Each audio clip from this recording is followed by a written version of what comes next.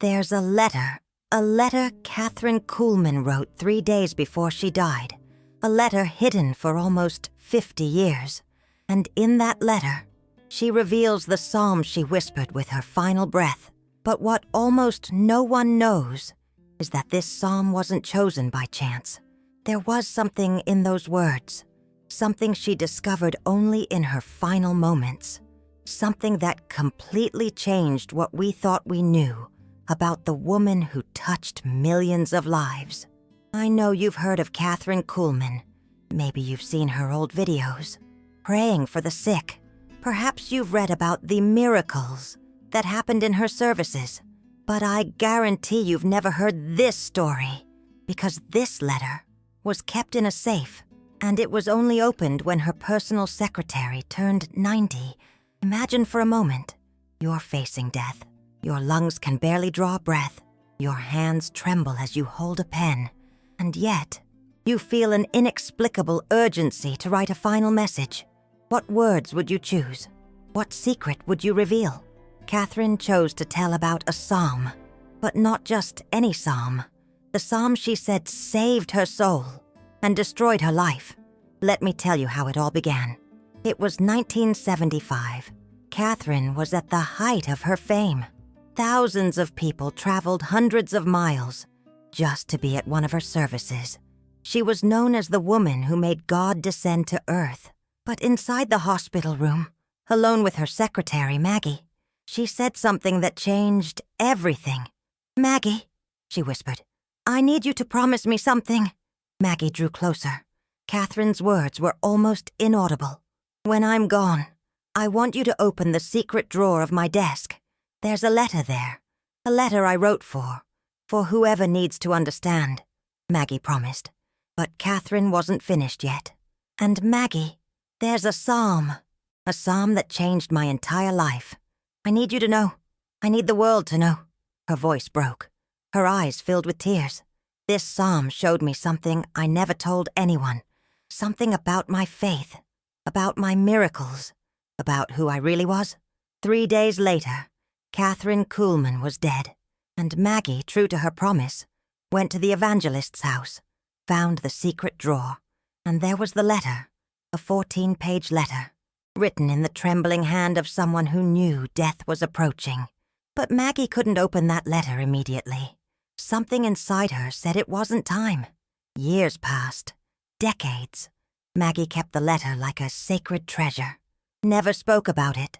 Never revealed its contents. Until, at 90 years old, she felt it was time.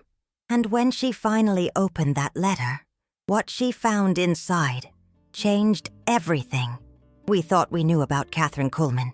The letter began like this: "If you're reading this, it's because God wanted you to know the truth about my faith, the truth about my gifts, and the truth about the psalm that has been with me since I was 16.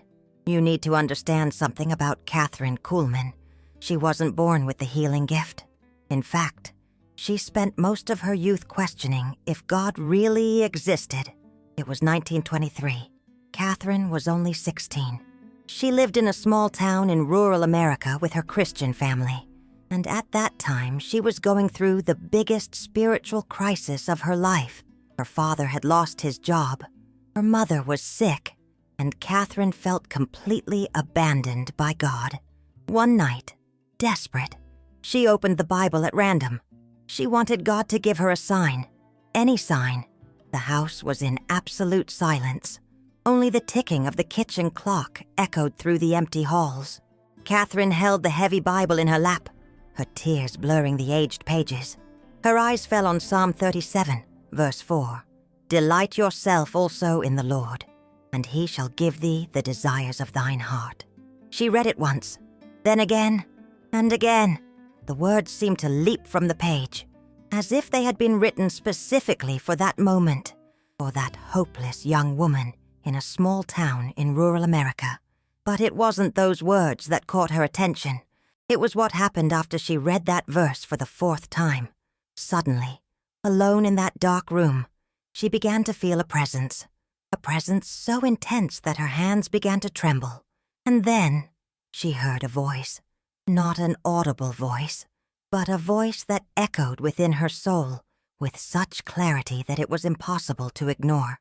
The voice said, "Kathryn, I will use you, but you need to understand, everything I give you, you will have to return multiplied."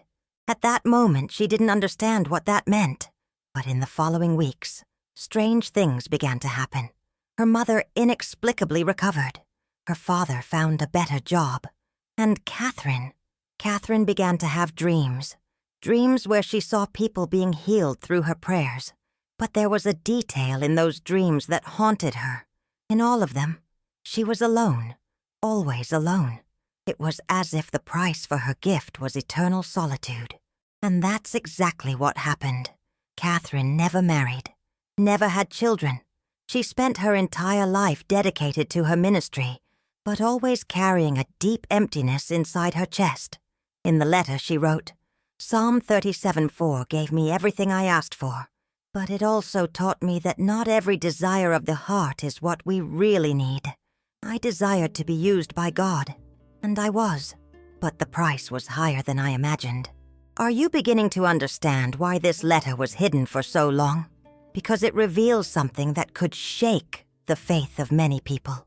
The idea that even God's most faithful servants pay a price for their gifts. But the story doesn't end here. In fact, the most impactful part of the letter was yet to come. Kathryn recounted the night she discovered the true meaning of that psalm. It was 1974.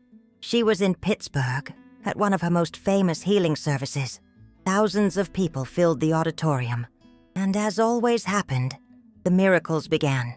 A woman with cancer was healed. A blind man regained his sight. A paralyzed child began to walk. But in the midst of all this, Kathryn began to feel strange. It was as if a shadow had fallen upon her, a feeling of emptiness she had never experienced before. And then, at the height of the service, she heard that voice again, the voice she had heard at 16. But this time, the message was different.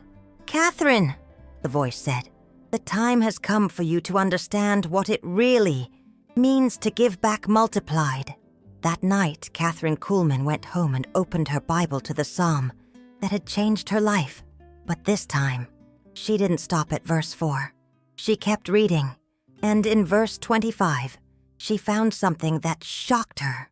"I have been young and now am old, yet have I not seen the righteous forsaken, nor his seed begging bread." Descendants. Kathryn never had children, and it was in that moment that she understood the true meaning of God's promise to her. Her descendants wouldn't be biological. They would be spiritual. Each person healed through her prayers would become part of her spiritual family. Each transformed life would be a child she could never hold in her arms. In the letter, she wrote, "I understood that my loneliness wasn't punishment. It was preparation. God was preparing me to be a mother to millions without ever being a mother to one." But there was an even deeper revelation. Kathryn discovered that Psalm 37 wasn't just about receiving the desires of the heart. It was about understanding that our true desires only reveal themselves when we're willing to let go of everything. She wrote, "I thought my greatest desire was to be used by God, but my true desire was to belong completely to Him, and to belong completely to God, I needed to cease belonging to anything else." Can you feel the weight of those words? Imagine dedicating your entire life to serving others, knowing you'd never have a family of your own to come home to. Imagine carrying the gift of healing others, but being unable to heal the loneliness within your own heart, and still choosing to continue because something greater was at stake. In the letter, Kathryn revealed that in the final years of her life, she'd begun to understand that her loneliness had an even deeper purpose. She wrote, "When you have no one who is solely yours, you learn to love everyone as if they were. When you don't have a home of your own, the whole world becomes your home." And it was this understanding that led her to the most important discovery of her life. Psalm 37 wasn't just about receiving, it was about becoming. becoming a channel so pure that God's own presence could flow through it without obstruction. But to be that channel, she had to let go of everything that could interfere with the divine flow, including the right to have an ordinary life. In the final paragraphs of the letter, Kathryn wrote something that chills anyone who reads it. If I could go back in time and choose a different life, I wouldn't, because I learned that God's love is so vast that a whole lifetime isn't enough to contain it. It takes a soul completely emptied of self for Him to fill it entirely. And then, on the last page, she revealed why she'd chosen that specific psalm to whisper in her final moments. Psalm 37:4 taught me that God knows the desires of our hearts better than we do ourselves. And sometimes, He gives us exactly what we ask for, to teach us what we really need. But the most stunning revelation was yet to come. Maggie recounted that when she found Kathryn in the hospital, shortly before she died, the evangelist wasn't just whispering Psalm 37:4. She was reciting the entire psalm, from the first verse to the last. Her voice was almost inaudible, a frail whisper that seemed to come from far away. But there was an intensity in those words, a sacred urgency, and with each verse, her tears fell more intensely. When she reached verse 16, "Better is the little that the righteous has than the abundance of many wicked," she smiled through her tears. In verse 23, "The steps of a good man are ordered by the Lord." Her breathing became deeper, more measured. But it was in verse 25 that something extraordinary happened. "I have been young and now am old, yet I have not seen the righteous forsaken, nor his descendants begging bread." Kathryn opened her eyes, and for the first time in days, her gaze was crystal clear, completely lucid. It was as if finally she was understanding the full meaning of the words that had guided her entire life. The verse that moved her most was 37:37. "Mark the perfect man, and behold on the upright, for the end of that man is peace." Maggie said that when Kathryn uttered those words, an indescribable peace descended upon the room, as if invisible angels had come to confirm the truth of that verse. Kathryn knew that her steps had been ordered, that her life, however solitary it had been, had followed exactly the path God had planned for her. And that brought her a peace she had never experienced before. Maggie said that in her final minutes, Kathryn opened her eyes one last time and whispered, "Now I know. Now I understand. My heart desired to love, and God allowed me to love more people than any mother could love her own children." And then, with a smile on her face, she closed her eyes forever. But the story of this letter teaches us something profound about the nature of true faith. Sometimes, following God means letting go of the dreams we think we want, to discover the dreams He has for us. And those dreams are always greater than we could ever imagine.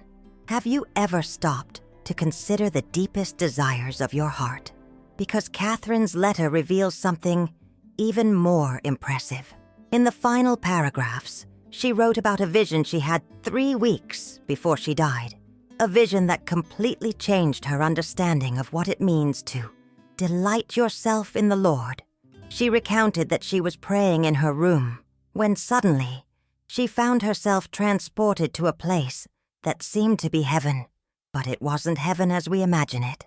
There were no golden harps or white clouds. It was a place where she could feel the pure love of God as a physical force, like a gentle electric current running through every fiber of her being. The air there was different, denser, more alive, as if each breath carried within it the essence of life itself. And in that place, she saw something that left her speechless. She saw all the people who had been healed through her ministry, thousands of them, perhaps millions. They were organized like a gigantic tree. Each person was a branch, and from each branch came other smaller branches, but they weren't being healed again. They were healing other people. The woman who had been cured of cancer in 1965 was praying for a child with leukemia, and beside her, 3 people she had led to faith were laying hands on other sick people. The man who regained his sight in 1970 was helping a young blind man to see, not just with his eyes, but with his heart, and behind him, a multitude of people he'd inspired continued the work, and the child who walked again in 1974 was helping an elderly man take his first steps after a stroke. But now that child was an adult, a doctor, and had dedicated her entire life to rehabilitating people with disabilities. Kathryn Kuhlman understood something revolutionary in that moment. Her miracles weren't isolated events. They were seeds that continued to germinate long after she had planted them. In the letter, she wrote, "I understood that Psalm 37:4 doesn't talk about receiving a blessing. It talks about becoming a blessing that multiplies infinitely." And it was this revelation that made her understand why God had allowed her to remain single. If she had a family of her own, her heart would be divided. Part of it would belong to her children, part to her husband. But God needed a heart that belonged entirely to humanity. A heart so expanded that it could love strangers as if they were family. In the vision, Kathryn saw that each person healed carried within them a part of the love that had flowed through her. And that love never stopped spreading. It was as if she had become the mother of a spiritual lineage that extended through generations. Children who had spiritual children, grandchildren who had great-grandchildren of faith, a family growing exponentially, connected by the same invisible thread of divine love. But the most touching part of the letter was yet to come. Kathryn revealed that in that vision, she finally understood the true meaning of the verse, "He will grant you the desires of your heart."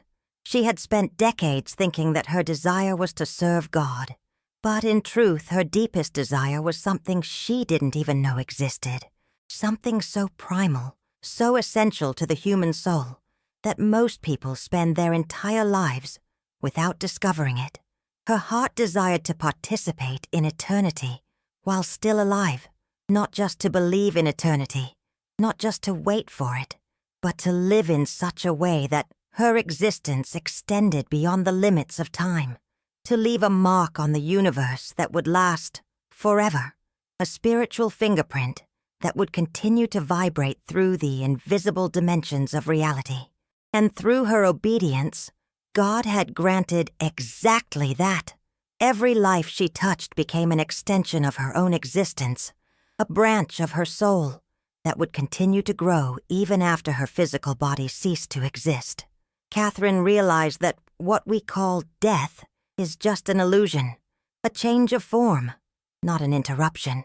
The love that flowed through her had become an autonomous force in the universe, an energy that would continue to expand, multiply, transform, forever. But there was one last secret in the letter, something Kathryn called the final revelation. In the final days of her life, she had discovered that Psalm 37 contained a personal prophecy about her destiny, not just about her life, but about her death. Verse 37 says, "The steps of a good man are ordered by the Lord, and he delights in his way." Kathryn realized that even her final steps, the steps toward death, were being ordered by God, and that he delighted in the path she was traveling, including the path of departure. In the letter, she wrote, "I am not dying. I am merely changing form. The love that flowed through me during this life will continue to flow through other people. Death is only a transition in the eternity of love." And that's why she chose to whisper that psalm in her final moments. It wasn't a farewell. It was a declaration of continuity, a way of saying, "The desire of my heart has been fulfilled and will continue to be fulfilled through every life that has been touched by the love of God." Maggie recounted that after reading the letter, she finally understood why Kathryn had seemed so at peace in her final days. She wasn't leaving the world. She was integrating herself into it in an even deeper way. But the most impressive revelation came when Maggie decided to investigate the people who had been healed at Kathryn's revivals. She discovered that more than 80% of them had become people who dedicated their lives to helping others. Doctors, nurses, missionaries, counselors, pastors. It was as if the miracle of physical healing had awakened in them a calling to heal the world. And many of them didn't even know they were fulfilling Kathryn Kuhlman's legacy. They simply felt an inexplicable compulsion to serve. That makes you think, doesn't it? What if the deepest desires of our hearts aren't about what we want to receive, but about what we were created to give? What if every time the Bible talks about God granting the desires of our hearts, it's talking about awakening in us our true identity? Think about it for a moment. Really think. When you were a child, before the world taught you to be afraid, to be practical, to be content with the ordinary, what did your heart desire? Not the superficial desires, not the things you thought you wanted, but those deep, almost impossible dreams that seemed to come from some sacred place within you. Those dreams that made you feel alive just thinking about them.